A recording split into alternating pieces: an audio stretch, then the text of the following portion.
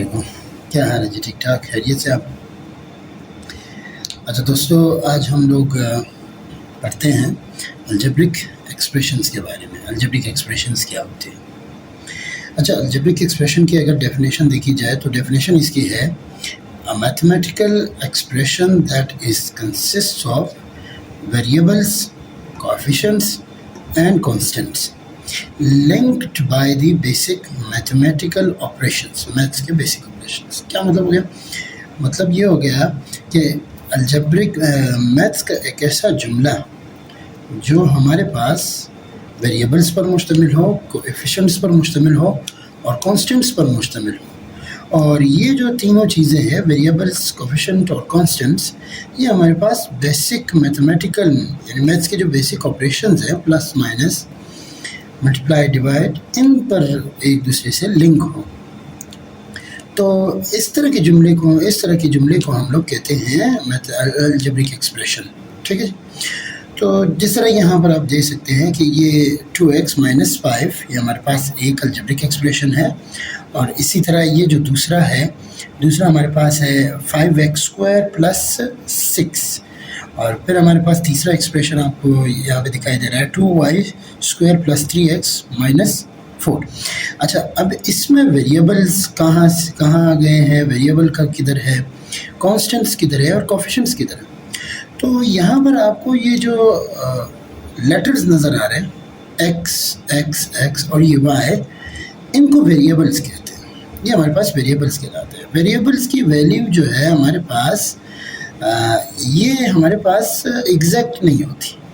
ये हमारी मांग के मुताबिक या हमारी जो इक्वेशन हो, जो हम लोग आगे पढ़ेंगे अलजेब्रिक इक्वेशंस, तो उन इक्वेशंस में हमारी जो डिमांड है या फिर उस इक्वेशन को बैलेंस करने के लिए वो वैल्यू उसी तरह अपने आप को इसी तरह डाल लेती है, यानी उसी तरह से हम लोग उस वैल्यू को डालते हैं अपने इक्वेशंस को बैलेंस करने के लिए।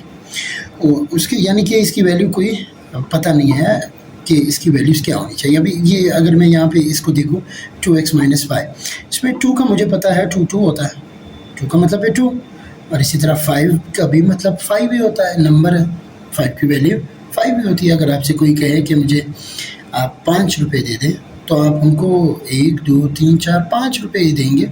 आप 5 की जगह इस तरह से नहीं कह सकते कि मैं 10 दे दूँगा क्योंकि मैं 10 को 5 कहता हूँ, ये सही नहीं होगा, बल्कि आपको 5 ही देने होंगे क्योंकि 5 की वैल्यू अटल है, वो कांस्टेंट। और ये जो x है, x की वैल्यू का हमें कुछ नहीं पता। ये जो एक्सप्रेशन है हमारे पास, ये इस एक्सप्रेशन का मतलब क्या है इस वक्त हमें नहीं पता। 2x माइनस 5 ये हमें इसकी वैल्यू का पता नहीं है।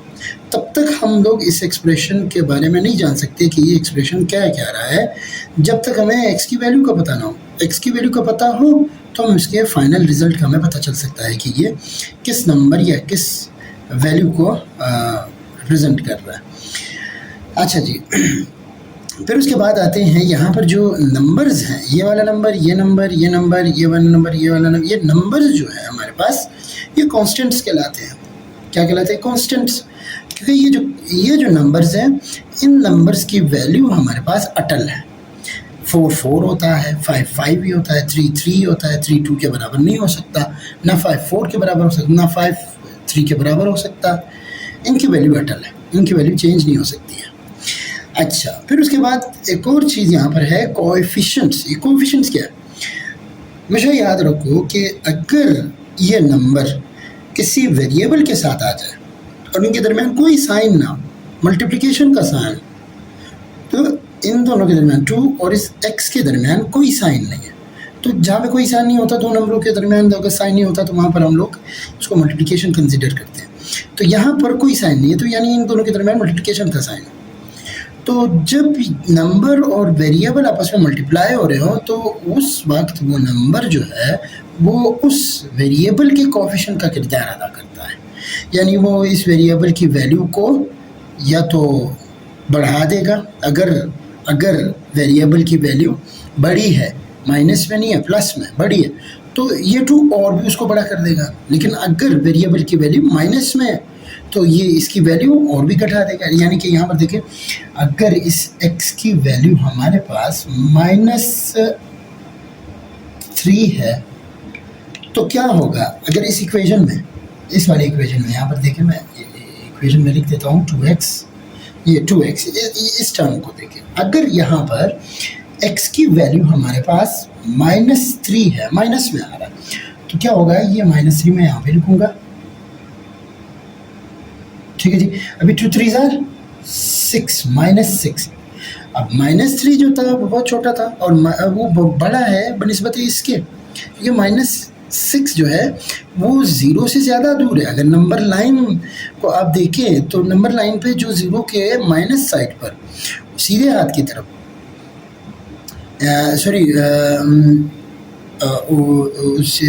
सीधे हाथ की तरफ अगर हम देखें तो जो भी नंबर जितना ज़्यादा बढ़ता है वो उतना ही 0 के करीब होगा। यहाँ पर देखिए इस तरह से ये 0 है, -1, -2, -3 करते करते यहाँ पर इस तरह से चलता है। तो जितना भी ये नंबर 0 के करीब होगा वो उतना ही बाकी नंबरों से जो इस तरफ है उनसे बड़ा होगा। इसी तरह इस वाले साइड पर क्या होता है, इसके उलट काम होता है, यानी कि जो नंबर जितना 0 से दूर होगा वो उतना ही बड़ा होगा। तो -3 के मुकाबले में -6 0 से ज़्यादा दूर है, तो इसका मतलब है कि -3 -6 से बड़ा। और फाइनल वैल्यू हमें क्या मिल गई है, बहुत छोटी हो गई, -6 तक पहुंच गया। अच्छा, अब अगर ये x की वैल्यू हमारे पास 3 है तो क्या होगा, यहाँ पे 3 और ये 6 हो जाएगा। इस सूरत में देखो x की वैल्यू 3 है, अब कोफिशिएंट के साथ मल्टीप्लिकेशन के बाद ये +6 हो गया, यानी कि इस तरफ और भी आगे चला गया है। जितना भी 0 से दूर जाएगा, इस वाले 0 के राइट हैंड साइड पर, 0 के राइट हैंड साइड पे जितना भी नंबर 0 से दूर होगा उतना ही नंबर बड़ा होता जाएगा, और लेफ्ट हैंड साइड पर क्या होगा, जितना भी ये दूर जाएगा उतना ही छोटा होता जाएगा। तो क्या कहने का मतलब ये है कि ये जो कोफिशिएंट है ये वेरिएबल की वैल्यू को इन्हेंस करता है किसी भी साइड पर, माइनस वाले साइड पर या प्लस वाले साइड पर, ये इसको बढ़ाता है और भी बढ़ा देता है। अच्छा, ये तो अलजेब्रिक एक्सप्रेशन के बारे में हो गया, ठीक। हाँ, एक और बात, यहाँ पर आखिरी जो जुमला है, linked by the basic mathematical operations, या मतलब कि ये टर्म और ये टर्म आपस में किस चीज़ से लिंक है, माइनस से लिंक है, बीच में जो माइनस आ रहा है। इसी तरह ये टर्म और ये टर्म हमारे पास किस चीज़ से लिंक है, प्लस से लिंक है। ये टर्म और ये टर्म और ये टर्म, 3 टर्म्स, तो ये हमारे पास किस चीज़ से लिंक है, माइनस, यहाँ पर माइनस आ रहा है और यहाँ पे प्लस, यानी प्लस और माइनस ये दोनों प्लस से लिंक है और ये दोनों माइनस से लिंक है। तो लिंक होते हैं अलजेब्रिक एक्सप्रेशन में, टर्म्स आपस में लिंक होते हैं किस चीज़ से, माइनस और प्लस के साइन से लिंक होते हैं। अच्छा, उसके बाद फिर आता है अलजेब्रिक एक्सप्रेशन के टाइप्स। अच्छा, पहला जो किस्म है वो है monomial type. Monomial algebraic expression क्या होता है, जो एक ही टर्म पर मुश्तमिल हो, यानी कि यहाँ पर ये देखिए 2x, अब इसका कोई दूसरा इसके साथ नहीं है, प्लस में और माइनस में इसके साथ कोई दूसरा नहीं, ये इसको एक ही टर्म कहेंगे। यहाँ पर 2 टर्म इसको नहीं कहना, अभी जो मल्टीप्लिकेशन है वो मल्टीप्लिकेशन वो अलग नहीं करता, इसको अलग नहीं करता, ये दोनों एक ही टर्म कहलाएंगे, क्योंकि ये इसका कोफिशिएंट है, इसको इन्हेंस करता है इसकी वैल्यू को। तो ये हमारे पास एक ही टर्म पर मुश्तमिल एक एक्सप्रेशन है, इसको मोनोमियल कहते हैं। मोनो मतलब एक, मिल मतलब टर्म, यानी कि एक टर्म पर मुश्तमिल एक्सप्रेशन। इसी तरह बाइनोमियल होता है, बाइनोमियल हमारे पास 2 टर्म्स पर होता है, यानी कि 2x - 5। अब ये 2 टर्म्स आ गए, एक ये टर्म और ये टर्म, ये 2 टर्म हो गए, तो ये बाइनोमियल, बाय मतलब 2 और नोमियल मतलब 3। अच्छा, मोनोमियल में हम लोग सिर्फ अगर 5 लिखते तो ये भी एक अलजेब्रिक एक्सप्रेशन ही है जो सिर्फ और सिर्फ एक ही टर्म पर मुश्तमिल है, और वो क्या है, वो हमारे पास एक कांस्टेंट नंबर 5। इसी तरह ट्राइनोमियल को देखें, ट्राइनोमियल में हमारे पास 3 टर्म्स होते हैं, 2x² + 3x - 4। यहाँ पे देखिए 3 टर्म्स है, एक टर्म, 2 टर्म, 3 टर्म, तो इसको ट्राइनोमियल कहते हैं। ट्राई 3, नोमियल मतलब मियल मतलब टर्म्स। अच्छा, फिर हमारे पास आता है पॉलिनोमियल। अब उसके बाद 4 टर्म्स पर, 5 टर्म्स पर, अब टर्म्स आप बढ़ाते जाओ, 100 तक भी पहुंच सकते हैं, 100 टर्म भी इसमें आ सकते हैं। अब पॉलिनोमियल क्या होता है, पॉलिनोमियल हमारे पास एक ऐसा एक्सप्रेशन जो हमारे पास एक से ज़्यादा टर्म्स पर मुश्तमिल हो, एक से ज़्यादा टर्म्स पर मुश्तमिल हो, ऐसे एक्सप्रेशन को हम लोग पॉलिनोमियल कहते हैं। तो यहाँ पर ये जो बाइनोमियल है इसको आप पॉलिनोमियल कह सकते हैं, बिल्कुल, क्योंकि ये एक से ज़्यादा टर्म फंक्शन है। ट्राइनोमियल भी हमारे पास पॉलिनोमियल है, इसी तरह 4 टर्म्स वाला भी पॉलिनोमियल है, 5 टर्म्स वाला भी पॉलिनोमियल है। पॉलिनोमियल का मतलब है पॉली मतलब एक से ज़्यादा, मल्टीपल टर्म्स, और न्यूमियल मतलब टर्म्स, यानी मल्टीपल टर्म्स पर जो मुश्तमिल हो, एक से ज़्यादा टर्म्स पर जो मुश्तमिल हो एक्सप्रेशन, उसको हम लोग पॉलिनोमियल कहते हैं। अच्छा, पॉलिनोमियल जो है ना, पॉलिनोमियल किसी एक्सप्रेशन को पॉलिनोमियल बनने के लिए कुछ शराइत भी है, वो हम लोग तब डिस्कस करेंगे जब हम लोग पॉलिनोमियल के बारे में पढ़ेंगे आगे जाकर। अच्छा, इसके बाद हमारे पास है अलजेब्रिक एक्सप्रेशंस। हमारे पास इक्वेशंस कब बनते हैं, इनको ज़रा देख लेते हैं कि हमारे पास अलजेब्रिक एक्सप्रेशन कब, इक्वेशंस कब बनते हैं। ठीक है जी, तो ये सारा अलजेब्रिक एक्सप्रेशन के साथ अगर नोट करना है तो आप लोग नोट कर लें। ये अलजेब्रिक एक्सप्रेशन की ये डेफिनेशन है, अलजेब्रिक एक्सप्रेशन। ठीक है जी, अब हम लोग आगे जाते हैं, अलजेब्रिक इक्वेशंस को देखते हैं कि अलजेब्रिक इक्वेशंस क्या होते हैं। ठीक है जी, तो यहाँ पर मैं इसको मिटा रहा हूँ। अलजेब्रिक एक्सप्रेशन को अब हम लोग इक्वेशंस को देखते हैं कि अलजेब्रिक इक्वेशंस क्या होते हैं। ठीक है, ये मैंने मिटा दिया। अब हम लोग देखते हैं कि अलजेब्रिक इक्वेशंस क्या होते हैं। अलजेब्रिक इक्वेशन, एक अलजेब्रिक एक्सप्रेशन इक्वेशन कब बनता है। अलजेब्रिक इक्वेशन हमारे पास एक्सप्रेशन जो है वो हमारे पास इक्वेशन कब बनता है। तो यहाँ पर देखिए, एक एक्सप्रेशन मैं यहाँ पे लिख रहा हूँ, 2x + 5 = 0। अब यहाँ पर ये जो है, ये हमारे पास एक अलजेब्रिक इक्वेशन है। तो फ़र्क क्या हो गया, एक्सप्रेशन और इक्वेशन में फ़र्क क्या हो गया? फ़र्क इस साइन का है, इक्वलिटी साइन, इसको कहते हैं इक्वलिटी साइन। अगर किसी भी एक्सप्रेशन में इक्वलिटी साइन आपको नज़र आ रहा है तो वो हमारे पास क्या है, अलजेब्रिक इक्वेशन है। ये हमारे पास एक अलजेब्रिक इक्वेशन है। इसी तरह ये हमारे पास एक अलजेब्रिक इक्वेशन है। इसी तरह ये भी हमारे पास एक अलजेब्रिक इक्वेशन है। अच्छा, ये तो बात हो गई अलजेब्रिक इक्वेशन के बारे में। अब अलजेब्रिक इक्वेशन जो है वो हमारे पास क्या होता है, बाज़ औक़ात ये हमारे पास ट्रू होता है और बाज़ औक़ात ये फॉल्स होता है। अच्छा, फॉल्स कब होता है और ट्रू कब होता है? ये जब एक अलजेब्रिक एक्सप्रेशन फॉल्स और ट्रू कब होता है? अलजेब्रिक एक्सप्रेशन हमारे पास फॉल्स और ट्रू वेरिएबल के बेसिस पर होता है, कि वेरिएबल की वैल्यू के बेसिस पर होता है कि वेरिएबल की वैल्यू क्या है। जैसे यहाँ पर मैं एक एक्सप्रेशन यहाँ पे लिख देता हूँ, ये देखिए, 2x + 3 = 7। अच्छा जी, अब ये हमारे पास इक्वेशन है। अगर आपको वेरिएबल की वैल्यू गिवन है, according to the value of variable हम लोग ये डिसाइड करेंगे कि ये ट्रू है या नहीं है। तो लेट्स सपोज हमारे पास वेरिएबल की वैल्यू हमें गिवन है कि 3 है, वेरिएबल की वैल्यू 3 है। अब हम लोग इसको देखते हैं कि ये हमारे पास ट्रू है या इस वैल्यू पर, x के इस वैल्यू पर ये ट्रू है या फॉल्स है। तो यहाँ पर देखिए, अगर मैं इस 3 की जगह, x की जगह 3 पुट कर दूँ तो ये कुछ इस तरह का शक्ल ले लेगा। अच्छा, 2 3 = 6 + 3 = 7। 6 + 3 हमारे पास क्या होता है, 9 = 7। क्या 9 7 के बराबर है? नहीं, कभी भी नहीं।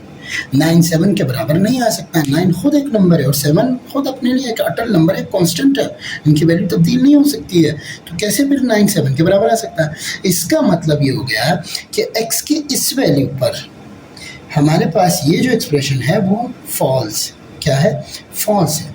अच्छा जी, उसके बाद हमारे पास है, अगर हम लोग x की वैल्यू को 2 पुट कर दें, अब हमारे पास इस दफ़ा हमारे पास वैल्यू x की जो वैल्यू है वो 2 है। तो इस बेसिस पर देखते हैं कि ये ट्रू है या फॉल्स है। तो देखो 2 × ये 2, x की जगह मैंने 2 लिख दिया, +3 = 7। अभी 2 3 = 4 + 3 = 7, और ये 7 = 7। 7 के बराबर है। यस एग्जैक्टली 7 के ही बराबर है। तो इसका मतलब है कि x की इस वैल्यू पर हमारे पास ये जो हमारा इक्वेशन है, अलजेब्रिक इक्वेशन है, वो हमारे पास ट्रू है। ठीक है जी। अच्छा, अब हमारे पास उसके बाद हम लोग टाइप्स ऑफ अलजेब्रिक इक्वेशंस देखते हैं कि अलजेब्रिक इक्वेशंस के टाइप्स क्या है। Types of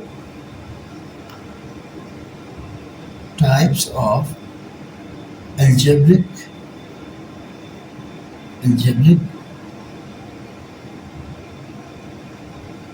equations. Types of algebraic equations. अब हम लोग टाइप्स इसके देखते हैं। ठीक है जी। तो सबसे पहला टाइप ये है, इसको मैं लिख देता हूँ इस किस्म का, ये इसी को हम लोग ले लेते हैं। अब ये क्या है, ये हमारे पास इस टाइप को कहा जाता है लीनियर इक्वेशन। क्या कहते हैं इसको? Linear equation. एक ऐसा अलजेब्रिक इक्वेशन है ये जो हमारे पास टू टर्म्स पर मुश्तमिल है और क्या है, सॉरी, टू टर्म्स पर मुश्तमिल है। एक वेरिएबल है इसका और इसमें वेरिएबल का जो पावर है वो हमारे पास 1 आ रहा है। यहाँ पे x की पावर कुछ नहीं है तो वो 1 होता है। तो हम लोग इसको कहते हैं लीनियर इक्वेशन।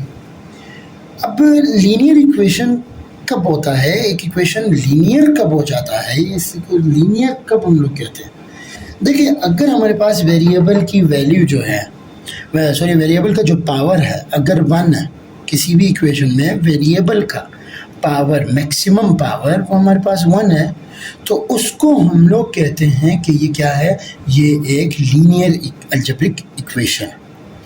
अच्छा जी, फिर उसके बाद यहाँ पर देखिए 2x + 4y = लेट्स सपोज 0।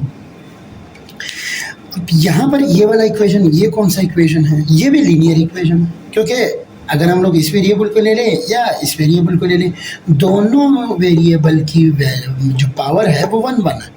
क्योंकि कुछ नज़र नहीं आता, पावर जब नहीं होता तो वहाँ पर हम लोग पावर को 1 समझते हैं। तो इधर देखिए, इसका पावर भी 1 है और इसका पावर भी 1 है। यहाँ पे मैं लिख देता हूँ, ये 1 है, ना लिखे तो भी 1 ही काउंट होता है। ठीक है जी। अच्छा, लेकिन इसमें थोड़ा सा इसको चेंज करके हम लोग बोलते हैं, कैसे बोलते हैं? Linear equation in 2 variables. अब 2 वेरिएबल क्यों कहा हमने? क्योंकि इसमें 2 वेरिएबल आ गए, 2 किस्म के वेरिएबल्स आ गए इसमें। एक x है, दूसरा y है। मैंने क्या कहा था कि लेटर्स जो है वो हमारे पास वेरिएबल कहलाते हैं। तो x और y दोनों के आने की वजह से इसको कहते हैं linear algebraic equation in 2 variables. Linear equation, algebraic equation in 2 variables.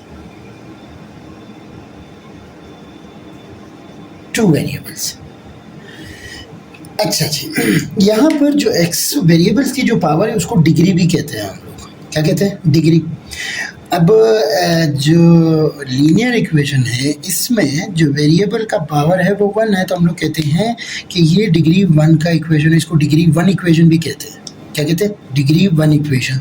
ये डिग्री 1 इक्वेशन या लीनियर इक्वेशन, ये डिग्री 1 इक्वेशन इन 2 वेरिएबल्स या लीनियर इक्वेशन इन 2 वेरिएबल्स। अच्छा जी, इसको क्या कहेंगे? इसका पूरा नाम क्या होगा? इसका पूरा नाम होगा linear equation in single variable या सिंपल लीनियर इक्वेशन। अच्छा जी, फिर उसके बाद हमारे पास आता है, अगर हम लोग इस इक्वेशन को देखें, 2x + 4y + 5z तो = 0 जी। तो ये क्या होता है? हाँ बिल्कुल, इसको कहेंगे हम लोग लीनियर इक्वेशन इन 3 वेरिएबल्स। क्यों भाई? क्योंकि इसमें अभी हमारे पास वेरिएबल की तादाद कितनी हो गई है? वेरिएबल की तादाद हमारे पास 3 हो गई है, x, y, z। 3 वेरिएबल्स इसमें आ गए, तो इसको हम लोग कहते हैं लीनियर इक्वेशन इन 3 वेरिएबल्स। और लीनियर क्यों कहते हैं? क्योंकि हर एक वेरिएबल को, इसको देखें, हर एक वेरिएबल का पावर हमारे पास 1 आ रहा है। इसको डिग्री 1 इक्वेशन इन 3 वेरिएबल भी कहते हैं। ठीक है जी। अच्छा, ये तो पहला किस्म हो गया। ठीक है जी, linear equations, linear algebraic equations. उसके बाद हमारे पास आता है ये वाला इक्वेशन, यहाँ पे ज़रा देखिए, ये वाला इक्वेशन 2x² + 4 = 0। अब ये हमारे पास एक दूसरे किस्म का इक्वेशन है। इसमें क्या है, इसमें वेरिएबल 1 है, ठीक है जी, लेकिन वेरिएबल के पावर को ज़रा देखिए, वेरिएबल के का पावर क्या आ रहा है, वेरिएबल का पावर हमारे पास 2 आ रहा है। तो इसका मतलब हो गया कि ये क्या है, algebraic equation in degree 2 algebraic equation, degree 2 algebraic equation. मैंने क्या कहा था कि ये अलजेब्रिक इक्वेशंस के जो टाइप्स है वो डिपेंड करते हैं upon the maximum power of variable. Maximum power of variable क्या है, वेरिएबल का जो सबसे ज़्यादा पावर वो हमारे पास यहाँ पे 2 आ रहा है, तो इसको हम लोग क्या कहते हैं, डिग्री 2, यानी वेरिएबल के मैक्सिमम पावर को हम लोग डिग्री भी कहते हैं, डिग्री 2 अलजेब्रिक इक्वेशन। इसको दूसरा नाम इसका क्या है, एक तो डिग्री 2 है, दूसरा नाम इसका क्या रखा गया है, इसको क्वाड्रेटिक इक्वेशन रखा गया, quadratic equation, quadratic algebraic equation, quadratic algebraic equation, ठीक है जी। क्वाड्रेटिक क्यों, क्योंकि इसका डिग्री जो है, डिग्री इसकी 2 आ रही है, मैक्सिमम पावर इसका 2 आ रहा है। डिग्री यहाँ पे मैं लिख देता हूँ ताकि आपको कंफ्यूजन ना हो। डिग्री हमारे पास क्या होती है, डिग्री होती है = मैक्सिमम पावर ऑफ वेरिएबल,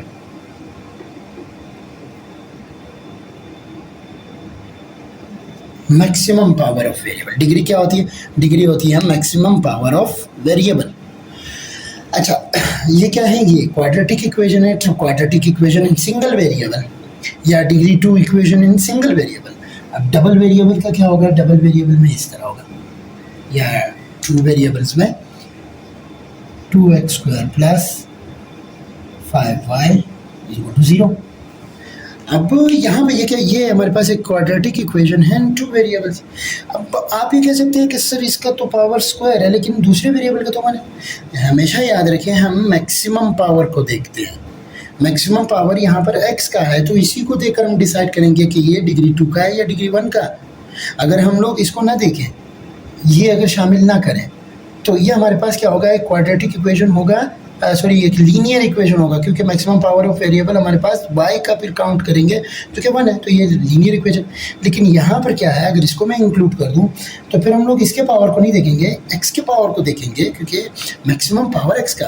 अच्छा, अगर यहाँ पे ये स्क्वायर x पे नहीं है, y पे है, तब भी क्या है, क्वाड्रेटिक है? जी बिल्कुल, ये क्वाड्रेटिक ही है। क्यों? क्योंकि हम लोग मैक्सिमम पावर ऑफ वेरिएबल देखते हैं। यहाँ पर इस वेरिएबल का तो 1 है, लेकिन इस वेरिएबल का y का 2 है, तो y की वजह से अब ये क्वाड्रेटिक इक्वेशन हो गया। लेकिन इसका मुकम्मल नाम क्या होगा, क्वाड्रेटिक इक्वेशन इन 2 वेरिएबल्स, क्वाड्रेटिक इक्वेशन इन 2 वेरिएबल्स। क्योंकि वेरिएबल की तादाद तो 2 है, 2 तरह के, 2 टाइप के वेरिएबल्स हैं। जितने टाइप के वेरिएबल्स है उतना ही इसका क्या होता है, उतना हम लोग बोलते हैं कि 2 वेरिएबल, 3 वेरिएबल, ठीक है जी। तो अच्छा, फिर ये हो गया। उसके बाद अब एक और चीज़ है, अगर दोनों पे स्क्वायर है तो क्या होगा, तब भी हमारे पास मैक्सिमम वेरिएबल चाहे इसका हो या इसका हो, दोनों का सेम है, तो हम लोग कहते हैं इसको क्वाड्रेटिक इक्वेशन ही कहेंगे, क्वाड्रेटिक इक्वेशन इन 2 वेरिएबल्स, या डिग्री 2 इक्वेशन इन 2 वेरिएबल्स, डिग्री 2 इक्वेशन इन 2 वेरिएबल्स। अच्छा, अब यही डिग्री 2 इक्वेशन अगर 3 वेरिएबल्स में आ जाए तब कैसे आएगा, यहाँ पर देखें, 2x³ + 3y² + 5z = 0। अब देखिए, ये हमारे पास इक्वेशन है जो 3 वेरिएबल्स में आ रहा है। ये मेरी 3 है, सॉरी, ये मैं स्क्वायर कर देता हूँ, इसको कर देता हूँ, यहाँ पे देखिए। अच्छा, यहाँ पर देखिए, ये हमारे पास क्वाड्रेटिक इक्वेशन इन 3 वेरिएबल्स है। अब स्क्वायर चाहे इस पर हो, इस पर हो या इस पर हो, हम लोगों ने मैक्सिमम को देखना। अगर इस पे नहीं है, इस पे स्क्वायर है, तब भी ये क्वाड्रेटिक इक्वेशन इन 3 वेरिएबल है, इस पे नहीं है, इस पे है, तब भी ये क्वाड्रेटिक इक्वेशन इन 3 वेरिएबल्स है। और अगर नहीं है तो फिर ये क्वाड्रेटिक है रहा ही नहीं, फिर ये लीनियर इक्वेशन इन 3 वेरिएबल्स। ठीक है जी। अच्छा, तो अगर तीनों पे स्क्वायर है तब भी ये क्वाड्रेटिक इक्वेशन इन 3 वेरिएबल्स ही कहलाएगा। अच्छा, एक और टाइप का इक्वेशन है, यहाँ पर देखिए, यहाँ पर जरा देखिए, अगर इस तरह आ जाए 9th और 10th के मैथ्स में हमारे पास इस तरह के इक्वेशन बहुत आते हैं। ये भी हमारे पास क्वाड्रेटिक इक्वेशन ही है, लेकिन quadratic equation in single variable है, क्योंकि वेरिएबल का टाइप यहाँ पे सेम ही टाइप है, एक्स है और वो भी एक्स है। अगर ये वाई होता तो हम लोग 2 वेरिएबल कहते हैं, यहाँ पे सिंगल वेरिएबल है तो इन 1 वेरिएबल क्वाड्रेटिक इक्वेशन इन 1 वेरिएबल या सिंपल क्वाड्रेटिक इक्वेशन है। ठीक है जी। अच्छा, टर्म्स की तादाद हमारे पास यहाँ पर कितने हैं? 3 टर्म्स हैं। तो ये एक ट्राइनोमियल इक्वेशन है, trinomial algebraic equation degree 2 equation, trinomial algebraic degree 2 equation. आप पॉलिनोमियल भी इसको कह सकते हैं। ठीक है जी, क्योंकि 3 टर्म्स हैं पॉलिनोमियल्स। ठीक है जी, यानी एक से ज़्यादा टर्म्स है, तो एक से ज़्यादा टर्म वाली इक्वेशन हमारे पास पॉलिनोमियल्स ही होते हैं। अच्छा, अब उसके बाद हमारे पास आता है, अगर यहाँ पे मैक्सिमम पावर ऑफ वेरिएबल 3 हो तो इसको कहते हैं डिग्री 3 इक्वेशन, और इसको हम लोग, दूसरा नाम इसका क्या है? क्यूबिक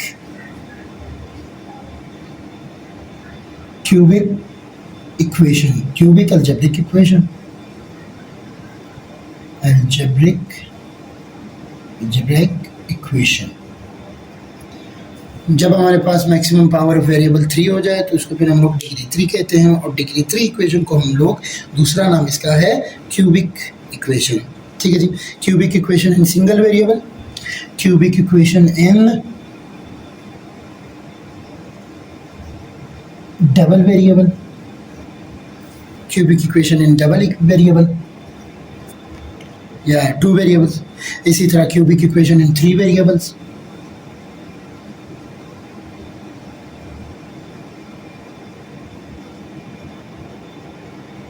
क्यूबिक होने के लिए यहाँ पर इसमें या इसमें x या y या z तीनों में से किसी का पावर भी अगर 3 हो तो इसको हम लोग कहते हैं cubic equation in 3 variables.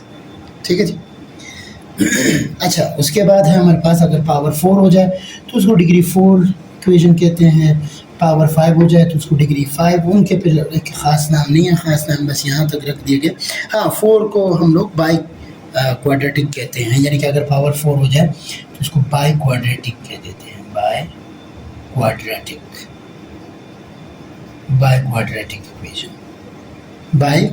Equation. ठीक है जी। 5 हो जाए, 6 हो जाए, इस तरह से तो ये हज़ारों लाखों बेशुमार हमारे पास इक्वेशंस बन सकते हैं on the basis of the maximum power of the variable. तो बाकियों के ऐसे नाम नहीं रखे हैं, वो डिग्री 5, डिग्री 6, डिग्री 7 जो भी मैक्सिमम पावर है उसी के साथ ही डिग्री ले ली जाती है। डिग्री 1, डिग्री 7, अब ये जो है ना, ये डिग्री 8 है, ये डिग्री 8 क्वाड्रेटिक इक्वेशन है। 9 है तो डिग्री 9, 10 है तो डिग्री 10, 12 है तो डिग्री 12, 100 है तो डिग्री 100।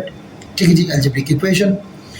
ये सारी कहानियाँ हमारे पास हो गई अलजेब्रिक इक्वेशंस के बारे में। इसी तरह हम लोग अभी देखते हैं कि अलजेब्रिक इक्वेशन हमारे पास, अलजेब्रिक एक्सप्रेशन जो है वो हमारे पास इनइक्वालिटी कब बनता है।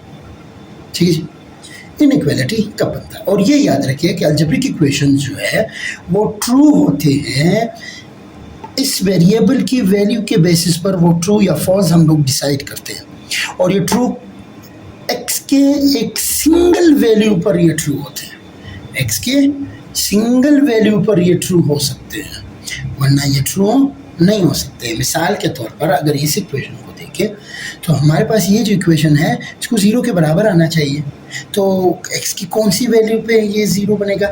x की वैल्यू अगर हमारे पास -2 हो तभी जाके ये ट्रू होगा, वरना ये एक फॉल्स अलजेब्रिक इक्वेशन होगा। यहाँ पे देखिए 2 को पुट कर दिया, 4 इज इक्वल टू 0, और ये देखो 2 2 ज़ा 4 और minus plus plus 4 is equal to 0। अब ये माइनस और 4 दोनों कट गए तो 0 इज इक्वल टू 0, क्योंकि ये एडिटिव इनवर्स एक दूसरे के कट गए तो 0 इज इक्वल टू 0। अब सिर्फ इस सिंगल वैल्यू पर हमारे पास ये इक्वेशन ट्रू हो सकता है, इस वैल्यू के अलावा ये ट्रू नहीं हो सकता।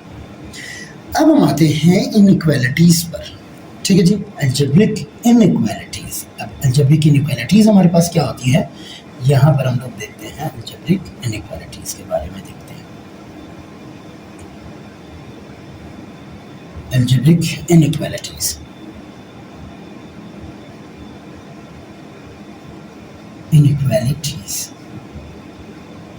अच्छा जी, अलजेब्रिक एक्सप्रेशन, एक अलजेब्रिक इनइक्वालिटी क्या होता है? अलजेब्रिक एक्सप्रेशन हमारे पास अलजेब्रिक इनइक्वालिटी, यहाँ पर देखिए मैं यहाँ पे एक एक्सप्रेशन लिख देता हूँ, टू चलिए जी 4x + 5 इज स्मॉलर देन 10। देखिए अब जिधर इक्वेशन आ रहा था अलजेब्रिक इक्वेशन में, यहाँ पे क्या होता है, इक्वालिटी साइन आ रहा था। अब यहाँ पे ये एक साइन आ गया जिसको हम लोग क्या कहते हैं, स्मॉलर देन कहते हैं। ये देखिए ये साइन है, ये वाला साइन, ये वाला साइन, ये वाला साइन या ये वाला sign, smaller than, greater than, smaller than and equal, greater than and equal. अब यहाँ पर अगर उस जगह पर इनमें से कोई साइन आ गया तो उसको हम लोग फिर कहते हैं अलजेब्रिक इनइक्वालिटी, क्योंकि ये बराबरी की बात नहीं कर रहे हैं। वहाँ पे बराबरी की बात हो रही थी कि वो बराबर करने हैं आपने, लेकिन यहाँ पे बराबरी की बात नहीं हो रही, यहाँ पे बात हो रही है छोटे होने का, कि इसको कम कर दें। समझ आ रही? यानी कि ये जो पूरा का पूरा यहाँ पे एक्सप्रेशन है ये 10 से छोटा है, 10 से छोटा है, और x की खास वैल्यूज़ पर ये छोटा होगा, ठीक है जी। इसी तरह यहाँ पर देखिए, अगर मैं, ये है हमारे पास लीनियर इनइक्वालिटी, और ये होगा हमारे पास लीनियर क्वाड्रेटिक इनइक्वालिटी, इसी तरह क्यूबिक इनइक्वालिटी, अगर 3 है तो क्यूबिक इनइक्वालिटी, 4 है तो बाई क्वाड्रेटिक इनइक्वालिटी। समझ आ रही है? तो ये इनइक्वालिटीज़ में ये चक्कर होता है, ठीक है जी, या ये साइंस होते हैं। लेकिन मैं यहाँ पे कुछ इक्वेशंस लिख देता हूँ, 5x + 4 25 ये। अच्छा, उसके बाद है हमारे पास ये भी एक इनइक्वालिटी है, क्योंकि इनमें से ये साइन आ गया। गर्ज ये कि अगर किसी भी एक्सप्रेशन में इन साइनों में से ये और इन चारों साइनों में से कोई साइन यहाँ पे आपको देखने को मिला तो फिर आप इसको कहेंगे अलजेब्रिक इनइक्वालिटी। और हमेशा याद रखिए, यहाँ पे x की जो वैल्यू है वो सिंगल तो नहीं होती, लेकिन एक ख़ास रेंज में आते हैं।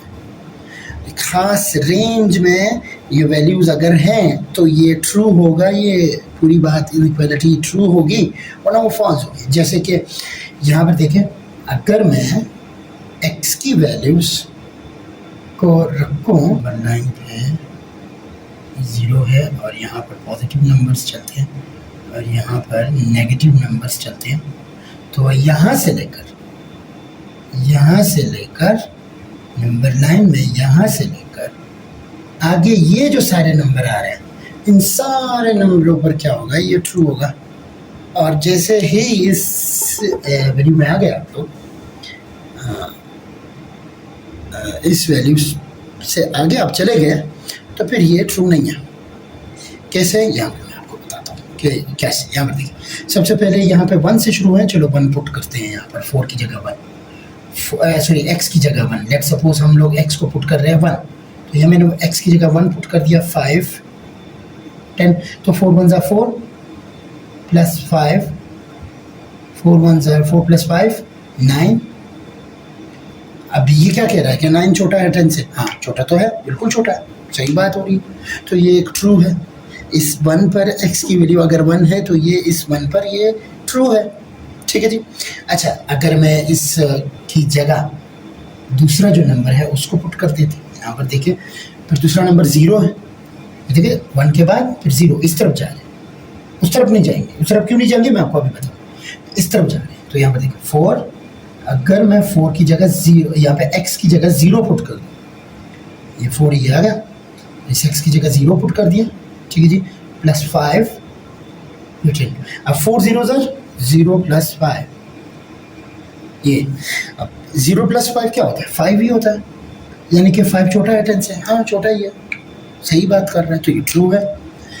अच्छा, और माइनस की जो भी वैल्यू आप पुट कर दो, चलो माइनस का भी मैं एक पुट कर देता हूँ, -1 पुट कर देते हैं, -1 पुट कर दिया मैंने, सॉरी -1 पुट कर दिया, और प्लस 5 इज 10। अब 4 मल्टीप्लाई बाय -1 -4 प्लस 5, और ये जो क्या आ जाएगा, 1 आ जाएगा। देखो अगर आप 5 से 4 माइनस कर दे तो 1 बचेगा, और 1 छोटा है हमारे पास, किस चीज़ से छोटा, 10 से छोटा है, तो बिल्कुल सही कह रहे हैं। जो भी वैल्यू आप पुट कर दें, यहाँ पे माइनस की जो भी वैल्यू पुट कर दें, मैं -5 पुट कर देता हूँ, नज़र नहीं आ रहा लेकिन इस तरफ जा रहा है, -1 -2 -3 -4 -5। अगर -5 पुट कर दूँ तो ये क्या होगा, देखिए 5, अब देखिए 5 4 are 20 -20, और -20 प्लस 5 क्या हो जाएगा, -15। -15 10 से छोटा है, हाँ बिल्कुल छोटा है। अब मैंने अभी कुछ देर पहले बताया कि जो नंबर जितना माइनस वाले साइड पर 0 ये साइड और ये साइड, माइनस वाले साइड पर जो भी नंबर 0 से जितना दूर होगा वो उतना ही छोटा होगा, वो 0 से उतना ही छोटा होगा। तो 0 से तो छोड़े, यहाँ पे तो 10 की बात हो रही है, 10 तो यहाँ पर कहीं आ रहा है, उस साइड पर तो 0 से जितना दूर होगा वो उतना बड़ा होगा, तो 10 यहाँ पर कहीं आ रहा है, तो 0 से तो वो छोड़े, 10 से तो छोड़े 0 से ही छोटा आ रहा है, तो 10 से तो वो बिल्कुल छोटा है, ठीक है जी, तो ये बिल्कुल सही आ रहा है। अच्छा, अब अगर हम लोग इस साइड पर जाएं, अब इस साइड पे मैं जा रहा हूँ, अगर हम लोग इस साइड पर चले जाएं, चलो मैं 2 उठा रहा हूँ, चले जी 2 उठा लेते हैं, ये मैंने उठा लिया। अब 2 x की जगह मैं 2 पुट कर रहा हूँ, प्लस 5, देखिए 4 2 are 8 प्लस 5, अब 8 प्लस 5 क्या होता है, 8 प्लस 5 13। क्या कह रहा है ये, क्या 13 छोटा है 10 से, क्या छोटा है 13 10 से, नहीं, 13 10 से छोटा बिल्कुल नहीं।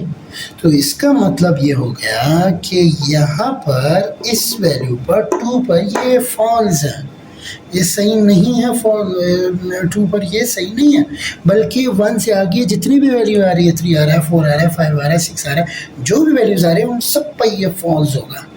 सिर्फ इस रेंज में ये आ रहा है, इस रेंज पर ये ठीक होगा, 1 से लेकर आगे उल्टे हाथ पर जितने रकम्स आ रहे हैं, 0 -1 -2 -3 जितने भी रकम्स आ रहे हैं उन पर ये ट्रू होगा। 1 के इस तरफ सीधे हाथ की तरफ ये फॉल्स वैल्यू देगा। तो कहने का मतलब ये था कि अलजेब्रिक जो इनइक्वालिटीज़ होते हैं वो x के खास वैल्यूज़ पर, इक्वेशन में क्या था, सिंगल वैल्यू, इक्वेशन में x के सिंगल वैल्यू पर वो ट्रू था, और यहाँ पर क्या है, x के एक रेंज पर, वैल्यूज़ के एक रेंज पर ये ट्रू होगा। समझ आ रही है? अच्छा, तो ये अलजेब्रिक इनइक्वालिटीज़ हो गए। तो कल इंशाल्लाह फिर हम लोग ये देखते हैं अगली वीडियो में कि आइडेंटिटी, अलजेब्रिक एक्सप्रेशन आइडेंटिटी कब बनती है और आइडेंटिटी क्या होती क्या है, आइडेंटिटी के बारे में हम लोग पढ़ेंगे, ठीक है जी। और आइडेंटिटी के अलावा फिर हम लोग आगे देखते हैं कि इसमें और क्या क्या चीज़ें आती हैं हमारे सामने अलजेब्रिक इक्वेशंस के हवाले से। तो हमारे साथ रहें, अगले वीडियो में देखेंगे, इसको थोड़ा सा और आगे बढ़ा देंगे। और यहाँ पर उम्मीद है आप लोगों को यहाँ पे समझ आ चुका होगा कि इनइक्वालिटीज़ क्या होती है और इक्वालिटीज़ क्या होती है, अलजेब्रिक एक्सप्रेशन क्या होता है, और एक्सप्रेशन हमारे पास इक्वालिटी और इनइक्वालिटी कब बनता है, ठीक है जी। तो फिर अगली वीडियो तक अल्लाह हाफ़िज़, लाइक कीजिए हमें और सपोर्ट कीजिए। बहुत शुक्रिया आप लोगों का।